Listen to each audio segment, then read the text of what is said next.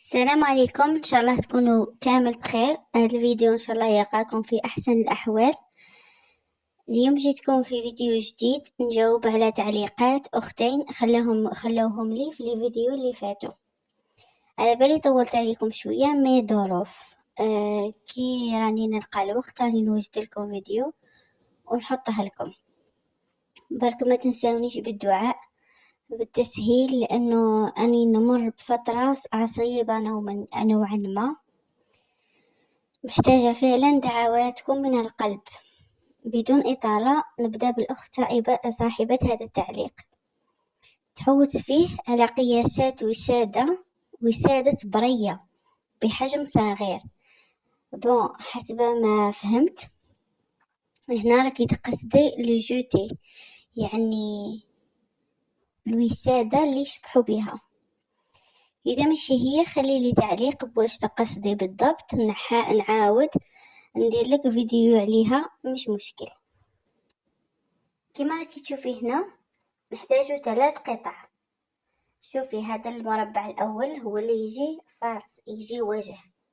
تقدري تعمليه بالساتان، تقدري تعمليه بالكانيش، تقدري تعمليه بالفولور، بالقاذفة، اي قماش تقريبا يجي هكا، يكون قماش شباب. تحتاجي مربع فيه 46 على 46. والقفا يعني الظهر تحتاجي قماش تقدري تخدمي به بلا دوبلور، بالطافطة، بقماش ليدرا، تاني يجي ساتان، يجي غوفريت، يجي بزاف اقمشة تكون بون بري، ماشي ديك الاقمشة الغالية. تحتاجي قطعتين كما راه موضح هنايا. العرض تاعهم 46 كما في القطعة الاولى. القطعة الاولى تاع القفا تحتاجي 23، والقطعة الزوجة تحتاجي الطول تاعها 30 سنتيمتر. هادو اللي راني مديرتهم لك شغل تخنتيشة، هادو لا متقابلين فوالا. هادو الكفة تكفيهم شوية عراض باش تتحي وحدة تحت وحدة باش يجيو سو فورم تاع برية. ان شاء الله تكوني فهمتيني. دونك ماشي حاجة كبيرة، مي من الاحسن تحطي الباترون تاعك في ورقة، تفصليه بيان، تحطيه فوق القماش هكذا باش تجيك خدمة نقية. شوفوا كما راكم تشوفوا في الفيديو راه يكون شويه طويل، يعني فيها 4 ساعة. لانه كل ما نكتب فكره جديده راح يعاود يجيني فكره جديده فيما يخص الدراوات. قلت لي مالا انه نشملهم لكم كامل فيديو جديد، فيديو واحد عفوا، هكذا باش نستفادوا كامل. دونك نتمنى منكم من كل قلبي انه تكملوا الفيديو للاخير وتقولوا لي اذا استفدتوا ولا لا. دونك نجو للتعليق الثاني تاع الأخت اللي تخدم دراوات وتحوس تسوقهم وتحوس نصائح في التسويق. شوفي أختي، هي كي راكي مختصة في فئة محددة اللي هي الدراوات، هاد النقطة مليحة بزاف. هنا ما كيش مشتة وما حاش تتلفلك وتتلف للزبونة باش تتعرف عليك. يعني كي تحوس على الدراوات راح يخرج لها حسابك، وراح تكوني في المقترحات تاع المحتوى تاع الدراوات. وايضا اللي يدخل حسابك ما يقدرش يحوس واش تخدمي، وما يقدرش يقول هذه واش تخدم، لانه ديجا راح يلقى صور تاع خدمتك، راح يعرف اوتوماتيكمون انه تخدمي الدراوات ما تبحلاش. وكما تعرفي انه الدراوات فصلهم هو الصيف، يعني اللي يمشوا فيه بكثرة هو الصيف. مي هذا ما يعنيش انه ما كانش اللي يشريها في فصل الشتاء، الا انه بنسبة اقل في الشتاء كما تعرفي، هذه حاجة باينة. لكن الخياطة المتخصصة في الدراوات ما تخدمش إذا جاتها طلبية وتحبس إذا ما جاتهاش، يعني تخدم كي تجيها طلبية، وكي ما تجيهاش طلبية تبقى تستنى حتى فصل الصيف باش تتمشى الحالة. على هذا راح نعطيك بعض الاقتراحات هكذا باش ما يأثرش عليك الفصل، سواء فصل الشتاء سواء صيف ولا نورمال، يعني تخدمي في كل الأوقات. شوفي راني ديجا حتى في هاد الصور راهم يتبدلوا، راني حاطه بزاف اقمشه كيما هذا اللي يبان لك قماش شتوي. دونك اولا نقترح عليك أنه تخدمي دراوات بقماش شتوي. كاين عدة أقمشة متوفرة في الأسواق كيما البولير، القذيفة، هذه اللي راها تبان في الصورة يقولوا لها الكوفيرتا المضيئة، يعني كي تطفي الضوء راح تولي دوك النجوم مضيئة كيما هكذا كيما راها تبان عندك في الصورة. كاين عدة اسماوات كيما قلت لك البولير، القذيفة تاني تجي، كاين قذيفة تاع الأفريشة كيما هذه اللي تبان في الصورة يقولها الكوفيرتا، تجي حنينة ورطبة. كاين هذاك شغل جاي كيما الكانيش. كاين بزاف سيرتو هاد العام بزاف جو أقمشة تاع فصل الشتاء، يعني ما حاجة بحالك. كيما راني نوريلكم هنا في الصور راه كاين بعدة اقتراحات. وايضا كي راكي تمشي عند مول الأقمشة اكيد راح يكون جايب، راح تدي فكرة اوضح. ثانيا ما تركزيش على الاطقم برك، مثلا يعني ما تخدميش البوس والدرا والمخايد الفاقة وتحاتا لي جوتي قاعدة بوحدة وتبيعيهم ضربة واحدة، لا. مثلا أغلفة الوسائد وحدهم راح يمشوا على مدار سنة، خدميها وحدها بدون الووس ولا تخدميها بالووس ولا تبيعيها وحدها، يعني تبيعي قطعة وحدها. من جهة ما راح تكلفك بزاف، ومن جهة سعرها راح يكون في متناول الجميع، يعني جميع ربات البيوت. وأيضا ماذا بيهم يديروا بزاف، يعني سواء لمالين الدار سواء يخليو الضيوف، ساديبون يعني ماذا بيهم يشريو. وكما تعرفوا ماذا بينا احنا نبدلوا أغلفة الوسائد، يعني نهار بنهار يومين بنهار هكذا، يعني مطلوبين بقوة خاصة كي يكونوا وحدهم. تقدري تبيعي بالحبة أو بست حبات، انتي واش تساعدك. تقدري تبيعيهم على شكل باك، مثلا تقولي 6 قطع بكذا وتنقصي من السعر الإجمالي وتقولي بكذا بدل كذا. صدقيني راح تمشي لك، لأنه الزبون ماذا به يعرف باللي يوفرها في عملية شراء. وتقدري تديري الباك بنفس اللون تاع القماش، وتقدري تديري في كل زوج قطع بكل يعني قطعتين من لون أو من قماش واحد، حتى كل حبة بلون.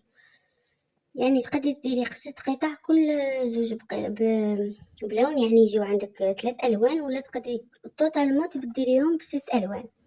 لأنه بزاف يبغوا مثلا اللي عندها دراري بزاف ولا هكا يكونوا بزاف في الدار، ماذا بيهم ما يتلفولهمش المخايط تاعهم، دونك يديروا كل وحدة بوحدها، كل وحدة مختلفة عن الأخرى.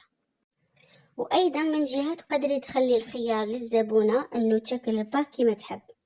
هنا راح تساعديه أنه ما يكونش محصور في الخيار، وتساعدي روحك أنه كل واش عندك يتباع. وأيضا راح تخليه أنه يحس أنه مريح، يعني ماشي مقيد بلون معين أو بقماش معين. وغطاءات الوسائد تقدري تخدميهم بقماش الفصل ولا تقدري تخدميهم بقماش اللي دغا نعرفوها عادي.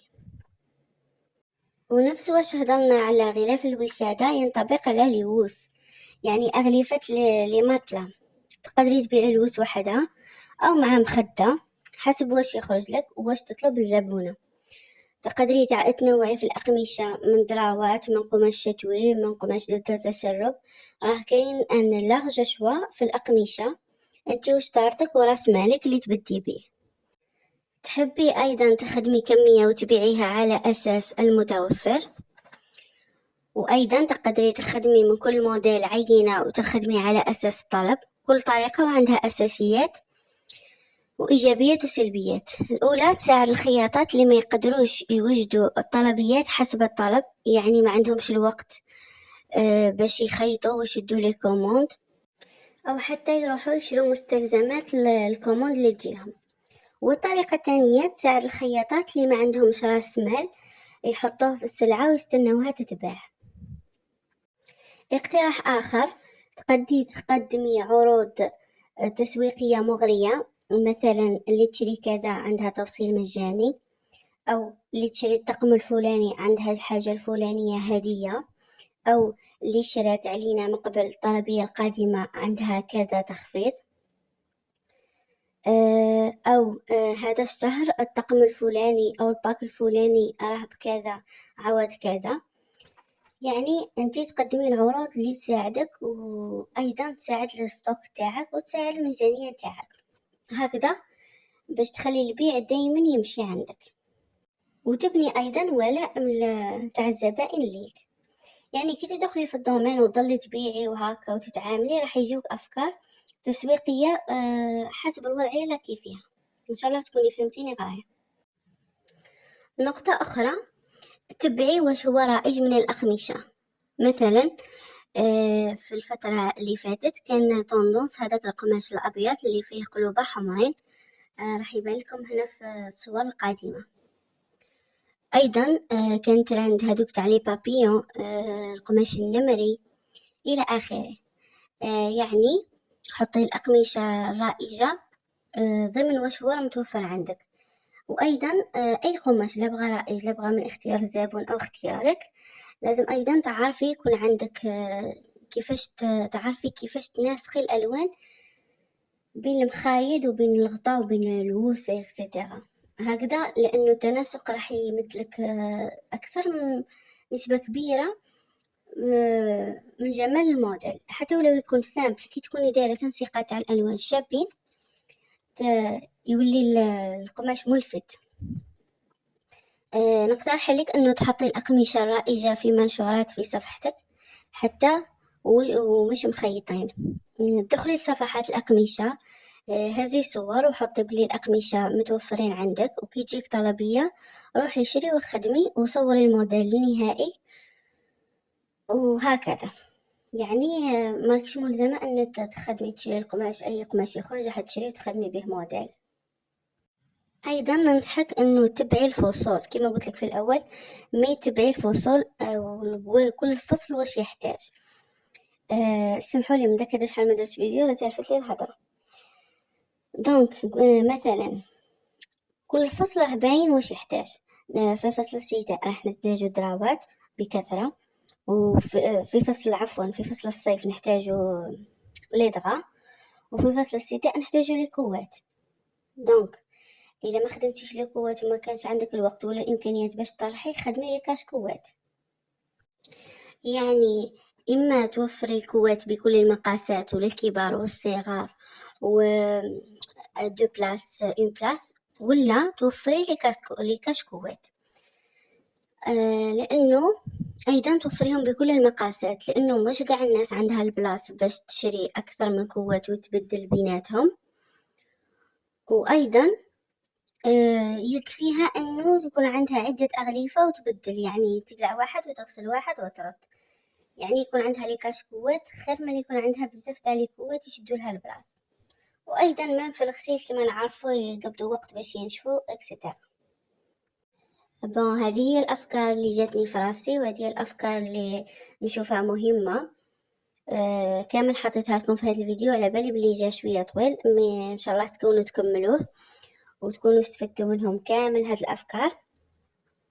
اذا عندكم افكار اخرى ما تنسوش تخليهم لنا في التعليقات، واذا عندكم اسئله ايضا خليهم لي في التعليقات نجاوبكم عليهم، اما في تعليق او بفيديو كما هذا. لما لا برك صبروا عليا، لانه كما قلت لكم عندي ظروف ما نقدرش نوجد فيديو زعما بزاف لي فيديو بزاف. دونك ان شاء الله تكونوا متفاهمين. برك ننظم اموري ونرجع للقناه بطريقه روتينيه. نتمنى منكم التفهم، نتمنى منكم الدعم، واذا عندكم اقتراحات او نصائح لصاحبه التعليق خليهم لي، وايضا ما تبخلوناش باش نستفادوا كاملين. نخليكم على خير ونتلاقاو في فيديو قادم ان شاء الله، وموضوع قادم اخر ان شاء الله. دمتم في رعاية الله وحفظه.